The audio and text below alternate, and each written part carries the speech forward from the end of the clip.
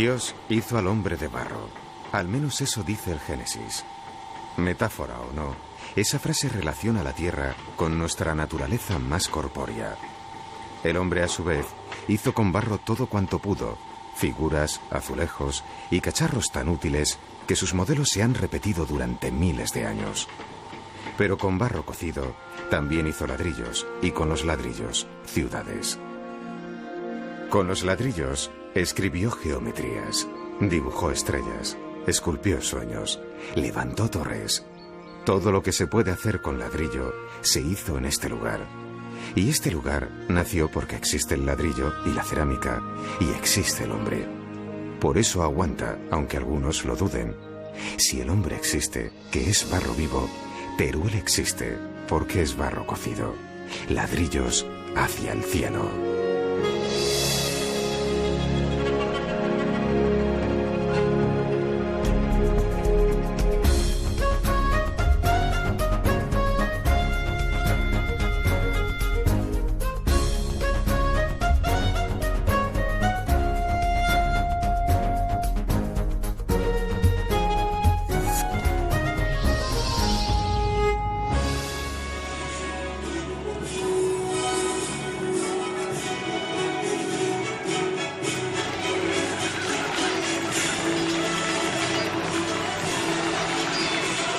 Teruel existe desde hace mucho, al menos desde la Alta Edad Media.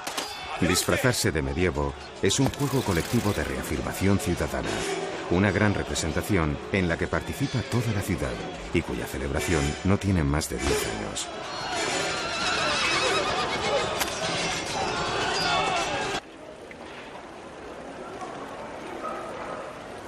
Plaza del Torico. Plaza de estructura medieval, irregular, porticada para asegurar el comercio bajo el rigor de todos los climas. Todos los caminos van a Roma, y en Teruel todas las calles llevan al Torico. Figura mínima, símbolo humilde, para muchos decepcionante y para otros suficiente. Vocablos afines. Toro, turolense.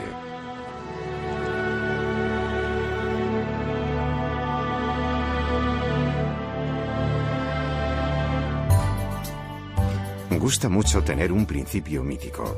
Un toro junto a una estrella es una señal para un rey que quiere fundar una ciudad sobre un cerro estratégico. Teruel fue conquistada a los musulmanes en el año 1171 por el rey Alfonso II el Casto. Disfrutó de una época de esplendor en el tránsito de los siglos XIX al XX. Sin embargo, casi fue olvidada en la segunda mitad del siglo XX, pero ha renacido, ha llamado a las puertas de su propia historia y ha afirmado con contundencia: yo existo.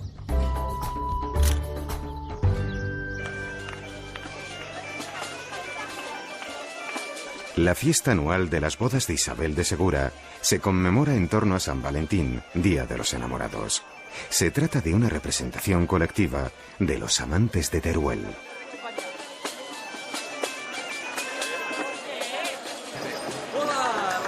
La historia es esta.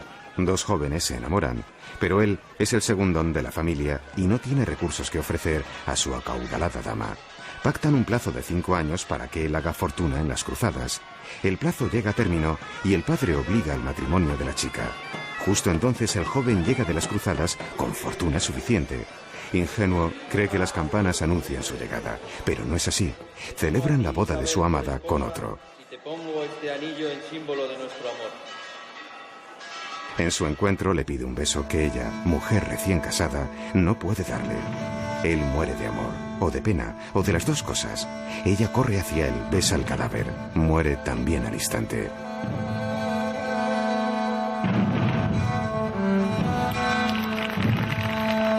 Y los entierran juntos, cuerpo con cuerpo, aquellos que en vida se amaron y no pudieron consumar su amor. La historia y la literatura están llenas de amores imposibles, rotos o trágicos. Cleopatra y Marco Antonio, Romeo y Julieta, Otelo y Desdémona, Calixto y Melibea. Al ser humano siempre le han conmovido este tipo de historias. La leyenda decía que los cuerpos de los amantes estaban enterrados en la iglesia de San Pedro, y la ciencia ha podido establecer rastros sólidos de su presencia. San Pedro da la impresión de una iglesia con aire bizantino, pero no lo es en absoluto. Fíjense lo que hace una buena capa de pintura. Imita el mármol, imita la madera, imita la sillería.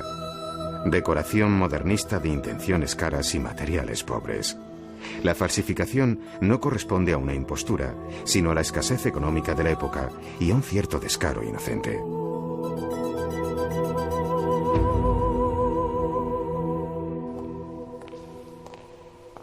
La iglesia de San Pedro es el típico ejemplo de iglesia fortificada. Por el ámbito podemos repetir el caminar obsesivo de los cuerpos de guardia rodeando una y otra vez el perímetro del templo. Pero lo mejor de San Pedro es su torre. Se trata de la torre mudéjar más antigua de toda la ciudad, desde cuyo campanario se llamaba al culto, a la defensa o a sofocar el incendio, y cuya puerta taladra su base de lado a lado y marca la frontera entre el barrio cristiano y el barrio judío. 3 detalles de la torre: la mano de Fátima, las llaves de San Pedro y la rueda de la fortuna, símbolos de la religión musulmana, cristiana y judía, muy cerca unos de otros, signo de clara vecindad. En el recinto de San Pedro hay un museo dedicado a los amantes. No se sabe cuánto se exageró la historia, pero algo cierto debió ocurrir en Teruel en aquel lejano siglo XIII. Juan de Ávalos logró un dramatismo conmovedor. Las manos están cerca, pero no se llegan a tocar. ¿Hay mejor metáfora para expresar un amor imposible?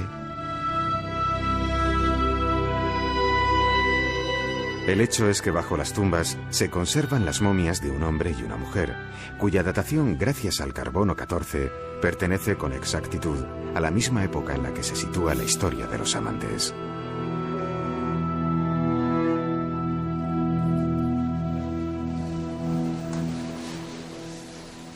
La Escuela de Arte trabaja a favor del empeño creativo de más de 100 jóvenes turolenses.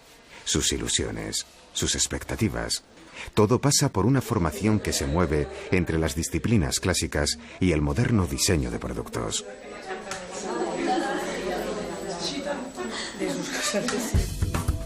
El arte de Teruel tiene un nombre propio: mudéjar. Mudéjar significa aquel al que se le ha permitido quedarse. Se trata de arte cristiano hecho por los musulmanes, aquellos que iban quedando en la retaguardia de la Reconquista. Eran buenos albañiles que trabajaban rápido, con materiales baratos y resultados precisos. En nuestro idioma, una gran parte del argot constructivo son palabras de etimología musulmana: alféizar, zaguán, azotea, zócalo y un largo etcétera.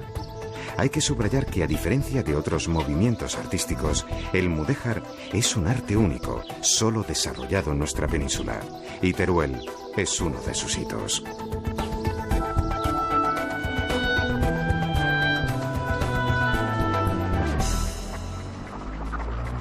Al subir los escalones de la Torre del Salvador, la penumbra anuncia un espectáculo único e irrepetible.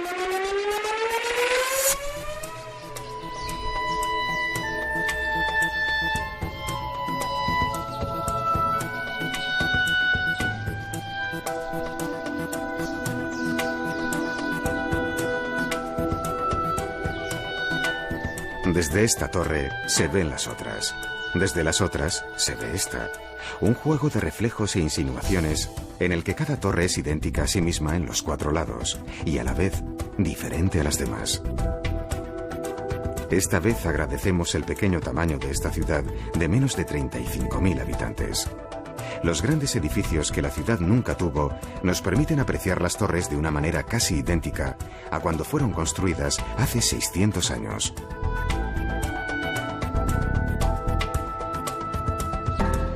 Curiosa aportación del mudéjar turolense: la cerámica.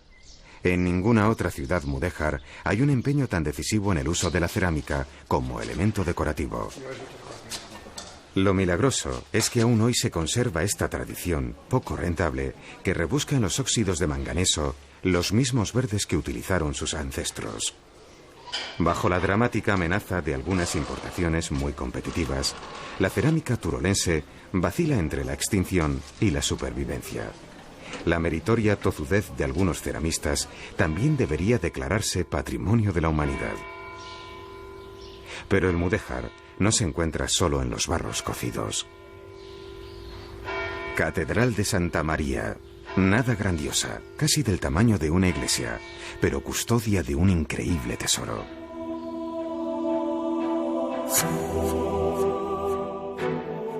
El tesoro no es su magnífico cimborrio mudéjar ni el retablo de madera renacentista.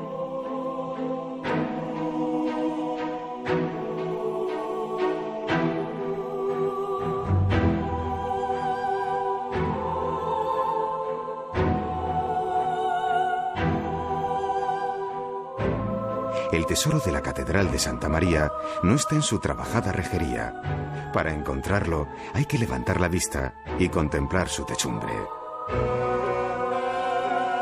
Gracias a que hace unos siglos tuvieron el dudoso gusto de tapar la techumbre y no destruirla debido a su funcionalidad, hoy se conserva en un estado excelente.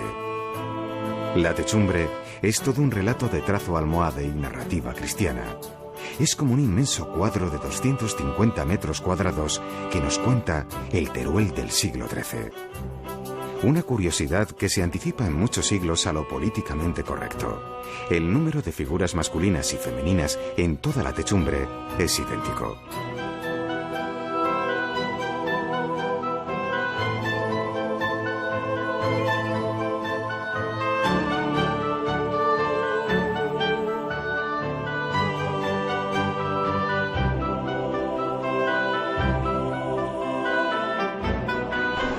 La autovía entre Zaragoza y Valencia acerca Teruel al siglo XXI. Antaño el tren era el único enlace de Teruel con el mundo. La llegada del ferrocarril supuso un gran impulso para el Teruel de principios del siglo XX.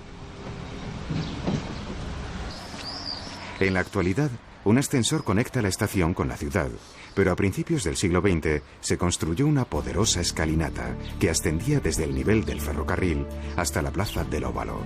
La escalinata es todo un símbolo de aquella época.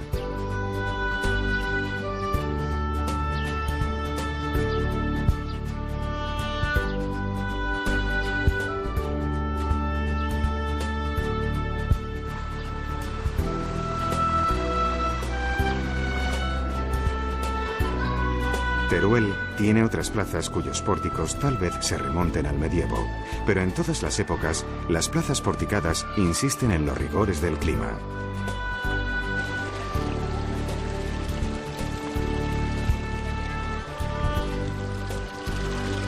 El agua de la fuente nos recuerda que la lluvia que discurría por la plaza del Torico terminaba escurriendo en un aljibe que hoy es visitable, grandioso depósito de más de 7 metros de altura.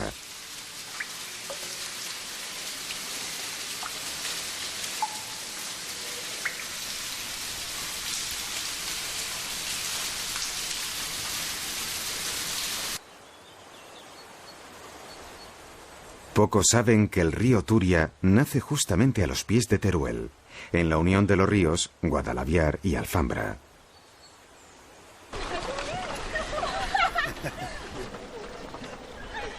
El pantano, situado a pocos kilómetros de la ciudad, es la auténtica playa de Teruel. Con frecuencia la fama de sus inviernos hace olvidar el rigor de sus veranos. Los turolenses le sacan mucho partido a esta zona de expansión en la que el principal elemento es el agua, un bien muy apreciado desde siempre.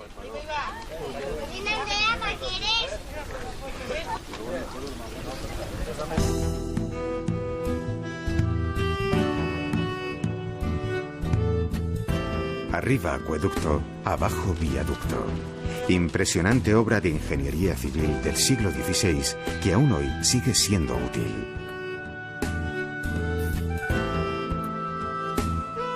Teruel no es una ciudad llana, ni mucho menos. La ubicación de barrios en distintas colinas obliga a la existencia de puentes. El viaducto se construyó a principios del siglo XX y hoy es paso exclusivo para peatones.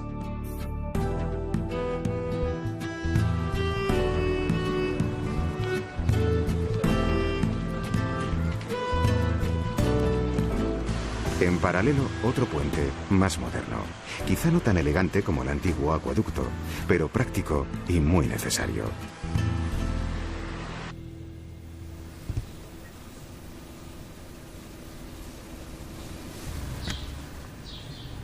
El jamón de Teruel tiene tanta fama como su frío. Ambos están indisolublemente unidos. De hecho, el clima seco invernal durante el periodo de curación es el ingrediente que lo hace único. Bien cortado, bien servido y mejor comido. Su jamón es mucho más conocido que su escuela de hostelería. Pero lo cierto es que esta pequeña escuela situada en el corazón de la ciudad es un centro de aprendizaje y desarrollo del Teruel contemporáneo. Algunos grandes cocineros proceden de ella. Apreciamos los matices, acto seguido vamos a oler y ya la prueba definitiva es gustarlo. Cogemos la copa, introducimos un poquito en el paladar.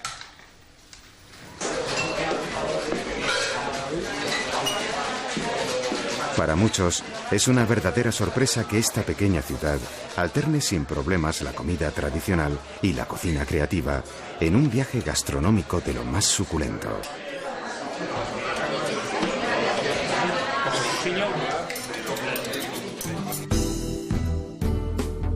El Palacio de Congresos es una apuesta de nueva arquitectura y un reto para una ciudad como Teruel que entra en el competitivo mundo de los congresos y las ferias, al que parece que en los últimos años se han apuntado muchas de las ciudades de nuestro país. Sin embargo, Teruel tiene una propuesta muy consolidada, Dinópolis, el único parque temático de nuestra geografía dedicado a los dinosaurios.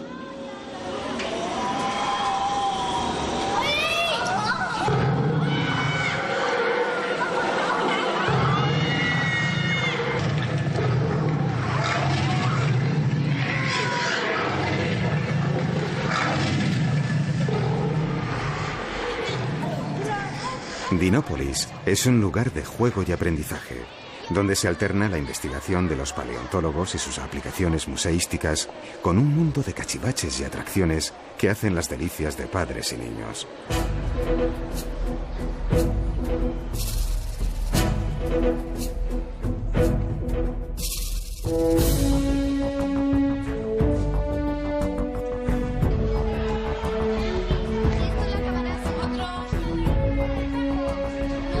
Los niños se lo pasan en grande en un parque temático donde cabe el aprendizaje y el juego. No hay duda, aquí el protagonista es el Tiranosaurio Rex, un ser poderoso que centra la admiración de los niños de todas las edades. Contado así, de mayor todos querremos ser como el Tiranosaurio Rex.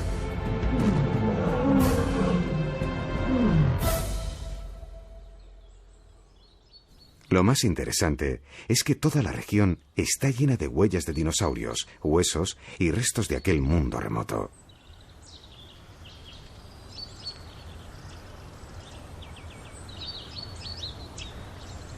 La provincia de Teruel también es rica en patrimonio prehistórico. En cuevas y abrigos de la zona es posible ver representaciones de animales que todavía corretean por campos cercanos.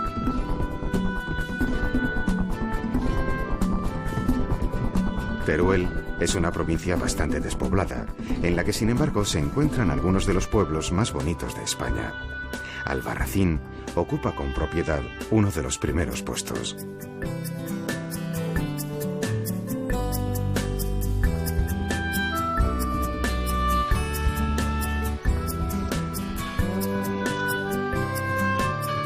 De Albarracín se podría contar mucho de su historia, crecida a los pies del río Guadalaviar, pero lo mejor es caminar por sus calles.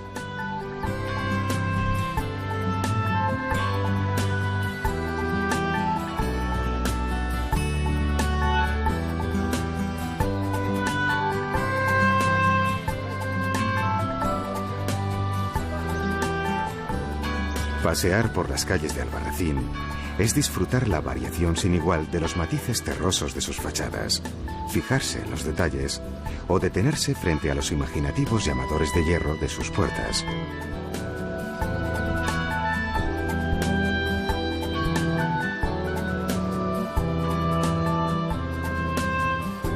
Muchos han oído hablar de Albarracín, pero muchos menos de Rubielos de Mora. Casas y palacios que se remontan a un pasado glorioso y que se han conservado gracias al respeto de sus habitantes hacia la arquitectura tradicional. Hay mucho ahorro personal invertido en estas piedras. Muchos oriundos que emigraron en el pasado recuperan el pueblo poco a poco.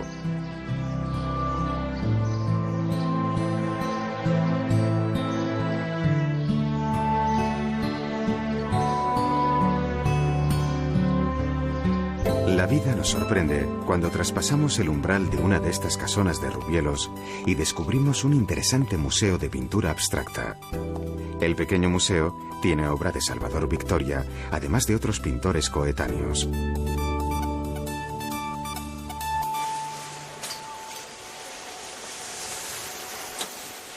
En Teruel, la nieve es un negocio reciente. La mejoría de las comunicaciones ayudan a que sus pistas sean lugar de aprendizaje de muchos valencianos, que viven al nivel del mar, pero en la cercana provincia de Teruel tienen el pueblo de mayor altitud de España, Valdelinares.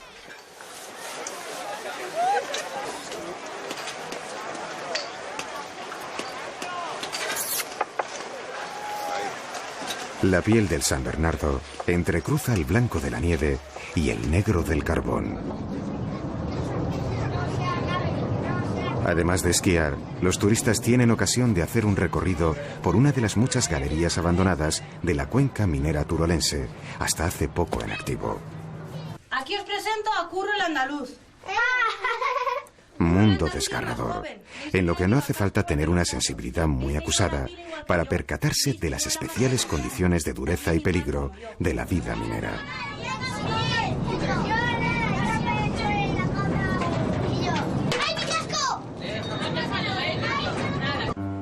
La minería fue uno de los motores que hizo rico el siglo XIX en Teruel. El modernismo, que era el estilo epatante del momento, aparece en algunos edificios del casco antiguo. Entre todos los edificios modernistas, en la Plaza del Torico hay dos viviendas que destacan. Ambas fueron obra de Pablo Monguió, discípulo directo de Gaudí. El mundo vegetal desplegado en el trabajo de forja asciende por la fachada azul celeste. En la parte alta aparece sin disimulos el ladrillo, en lo que parece un homenaje al mudéjar. Mucho en Teruel se construyó en neomudéjar. Con persistencia, la ciudad retorna a su origen mestizo. Muchas ciudades tienen una colección más o menos interesante de arte sacro.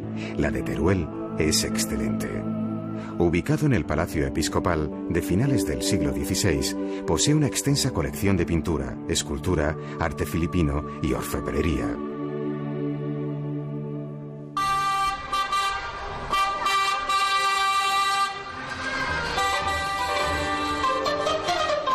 Más allá de los museos, la animada vida cultural de cualquier ciudad española está salpicada de sorpresas de última hora. Durante unos minutos, la alegría de las danzantes retumba en toda la plaza. Todo nos recuerda que las viejas piedras están empapadas de resonancias invisibles, gestualidad de la historia colectiva, cuyos útiles han ido guardándose en un hermoso edificio del siglo XVI.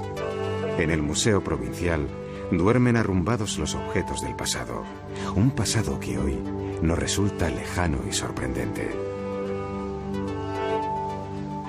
¿No es increíble que construyesen una máquina de tamaño tan considerable para confeccionar espaguetis? ¿Era necesario proteger las alpargatas de la nieve? ¿Había pastores que ya disponían de una cubertería plegable hecha de hueso? El museo redobla su interés con una farmacia de época que en su día fue trasladada pieza por pieza desde su lugar de origen, pero también conserva vestigios de un pasado remoto en el que destaca un mosaico romano.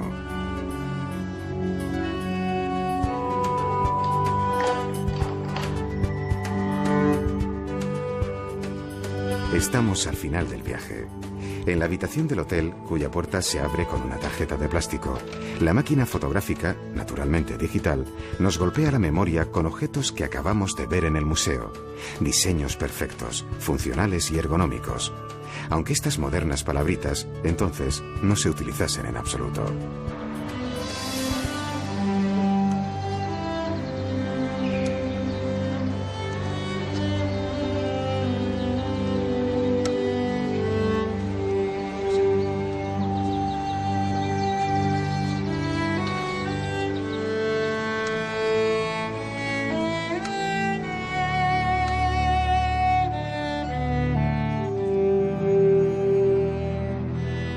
En un mundo donde casi todas las ciudades coronan sus plazas con estatuas inmensas o fuentes grandiosas, Teruel, tan alejada de las grandes rutas, muestra con sencillez su símbolo más preciado, el torico. A juzgar por la pequeña dimensión de este símbolo, a muchos nos parece que la humildad es una cualidad que tiene un tamaño inmenso, absolutamente inmenso, tal vez la más grandiosa de las cualidades humanas.